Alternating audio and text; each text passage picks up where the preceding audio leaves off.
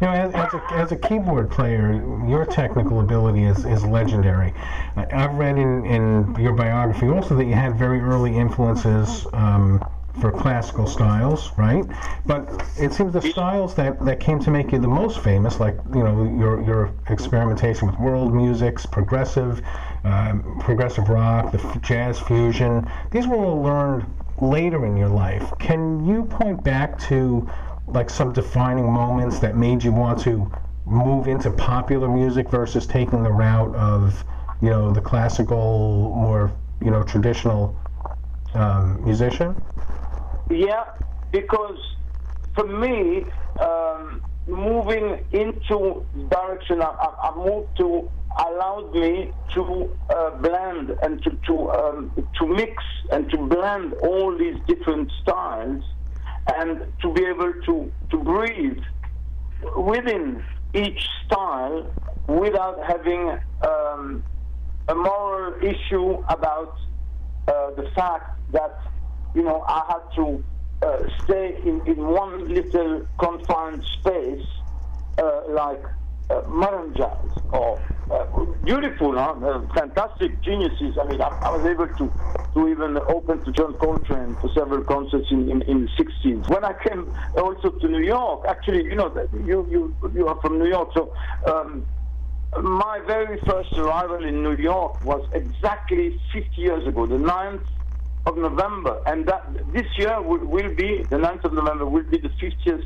anniversary of my very first day in New York. That was the day of the blackout, you know. Yeah, I remember. That was an absolutely unbelievable experience. I'm going to have to put that in my book because, you know, one of these, or maybe organize some aspect of the celebration in New York. I'd love to do that. But what I'm saying is, when I arrived in New York, after that, I stayed a few weeks in New York, and would you believe that I was in the village all the time, in Village Vanguard, the Village Gate, and so on, and I met very, very early on, I was able to become very, very good friends with Roy Haynes, you know, the fantastic drummer, Roy Haynes, and he took me to all these clubs. And you know, he was very, very dapper. You know, I remember, he had one of those very fast cars, and he was the most elegant guy I could ever have met. You know, I mean, he even had a tie on with those. You know, the bar between, you know, up in the neck, and very, very extremely well dressed and so on. And he took me to all these clubs. He was friends with everybody, and I met so many jazz musicians during those few weeks I was in New York. It was absolutely unbelievable. And then I met them again and again and again and again during their visits to the Jazz Festival of Montreux, which had not started at the time. You know, it started in 1967. And the only great figure who never appeared at the Jazz Festival of Montreux, and I don't know why it didn't happen, is John Coltrane. Right. Coming back to what you were saying about the my career and the styles and so on, and being able to play with even with symphony orchestras. I mean, I've done a few movie scores. You know, I would have loved to do more, of course. But I've been acquainted with some orchestras and so on. In Switzerland, I don't know if it's the same in the States. I don't think it's the same in the States. But in England was very iffy at the time as well. The musicians of an orchestra couldn't stand being in the proximity of jazzers or rockers. Some of them, they were so rigid in there, and some conductors as well. In Switzerland, even more. You know, in the States, there has been this kind of very easygoing understanding between classical musicians and jazz musicians, and maybe even now, of course, rock and so on. But at the time, one had to really go further, and that's where the traveling to, you know, to Africa, to the Middle East, to Japan, to India, and so on, to Brazil, of course, and South America, came to play for me, because that's the way I was able to communicate. Since I at the time I didn't speak all these languages, you know, the music was the common language, and I was very, very fortunate in that in that experience, in that living experience. We also had some questions posted by fans. Can we go over them? Yeah. Okay. Oh yeah. So Mike C, Mike C, would like to know, what's the most difficult keyboard solo you ever played? When I arrived in Yes, with all the 7 symphonies I had to learn, although I had, of course, listened to the albums in the late 60s and the early 70s and so on, but to learn exactly all the moves of all these the tunes and so on, that was a really big challenge.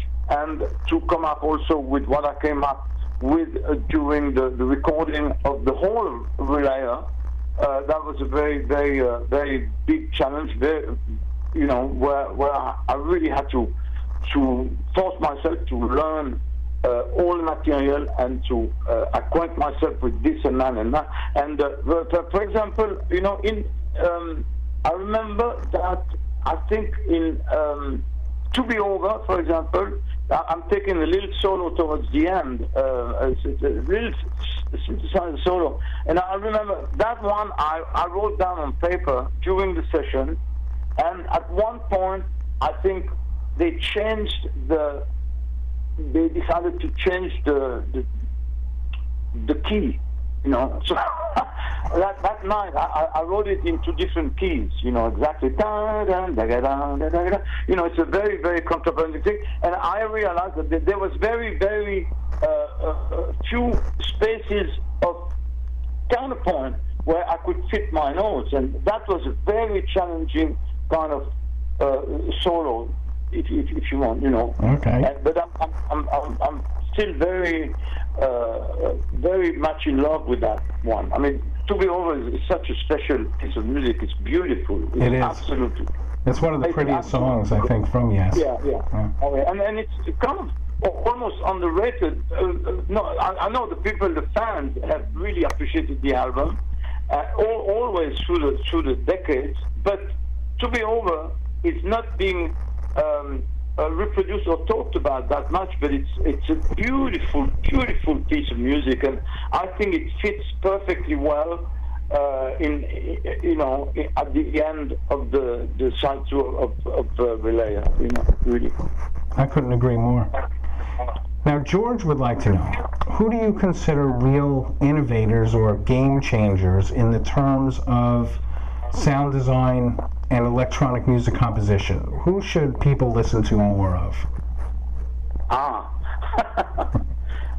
Besides Patrick. Yeah, no.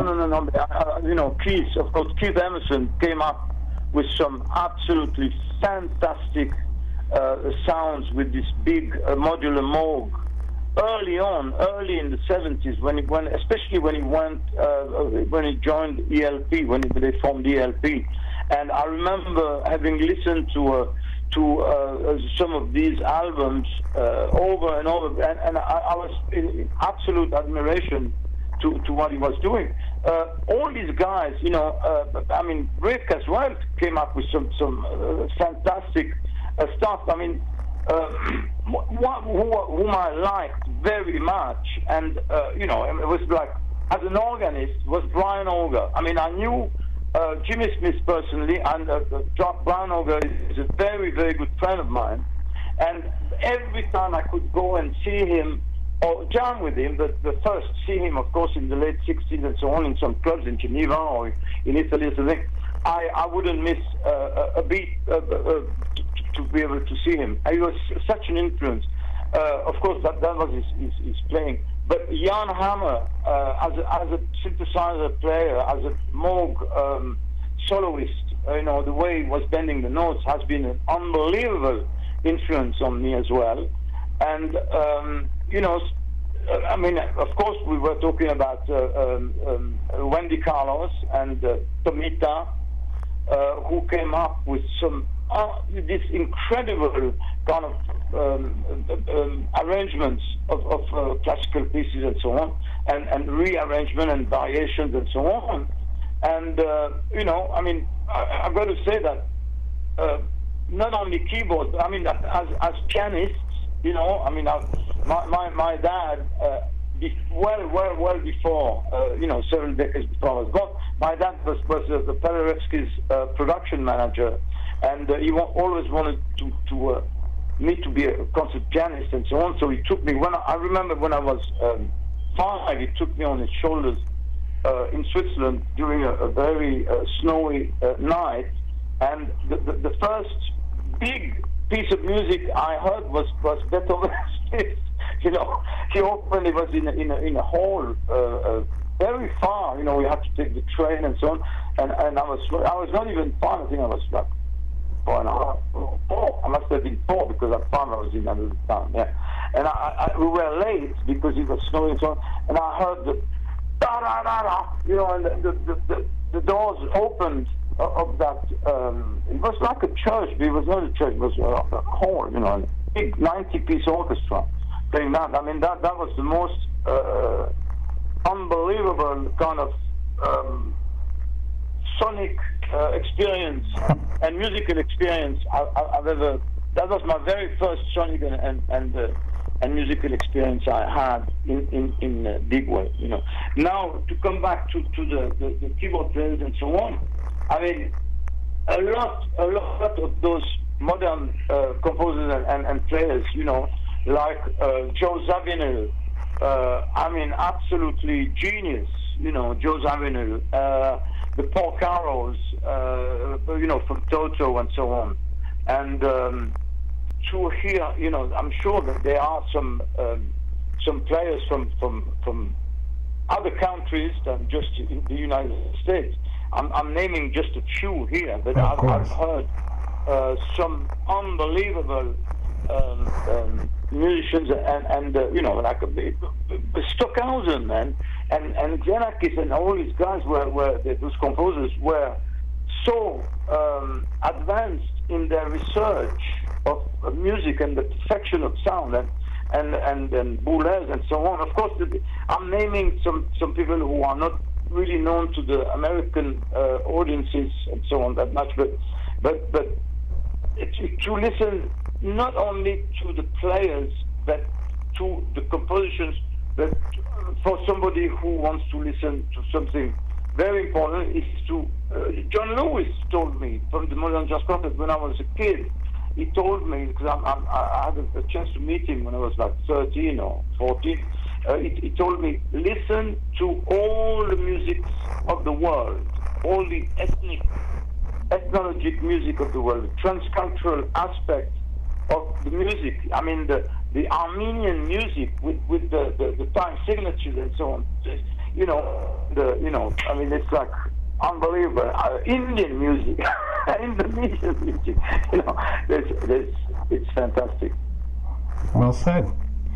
It's very, very deep and interesting question, and even philosophical question, and I love that. I mean, I absolutely love that. I'd love to. I'm really looking forward to listen to your music as well, because I realize that you've done some film music and more, you know, and so on.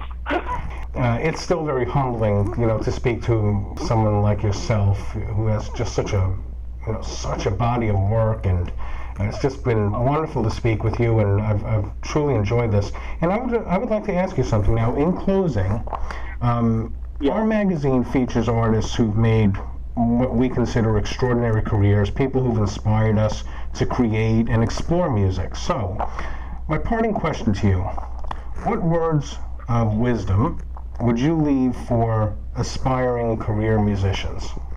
Practice, play, express yourself, always be yourself, remain yourself, but develop your musical conscience and open your eyes and your ears and your mind to all the musics of the world, and please make sure that your rhythm is absolutely impeccable. I knew something like that was going to come out. To also add quickly, because we of course we didn't have the time to talk about so many things, but I wanted to also say that great influences of mine were, of course, not necessarily in that order, but maybe more chronological order or something. But it's also, of course, the Art Tatum, James P. Johnson, Oscar Peterson, of course, and of course Keith Jarrett, Miles Davis, Chick Corea, Herbie Hancock, who are very good friends, at least Herbie and Chick, and very, very good, very big influences for me. You know, all these pianists and more, of course. But I'm naming just a few. And Errol Garner, man. You know, I mean, absolutely phenomenal. I remember having won. You know, when I was 16 to age 21, I won the Jazz Festival of Zurich in my category, either piano solo or with my trio or with my quartet, 5 years in a row. But the first time I won, when I was 16, I was given a record of Errol Garner and a couple of lessons with Stefan Grappelli, who actually was not only the brilliant musician we know, but he was a fantastic pianist as well. Really? He showed me in two lessons. He was in Geneva, he was doing concerts, but he happened to be there, and it was arranged by the radio there. That was actually before going to the Zurich Festival, the Jazz Festival, but that was the semi-finals in Geneva in the radio, and he was there, and he gave me 2 lessons, and he taught me so much in 2 lessons. Man, I mean, as a pianist, he was as good as a violinist. That is amazing, and he's quite a violinist, right? I mean. Oh man, absolutely, yeah. Talk about having the devil in the stick. I mean. You know. He was a very gentle person, very, very elegant, very nice person, very nice. It's quite a career, Patrick, I have to say. Thank you so much for your interview, and thank you for your really, really great question. I'm really looking forward. Thank you so much. Yes, you have a wonderful day, Patrick, and again, just thanks so much. It's been a pleasure. Great. Thank you so much. All the best.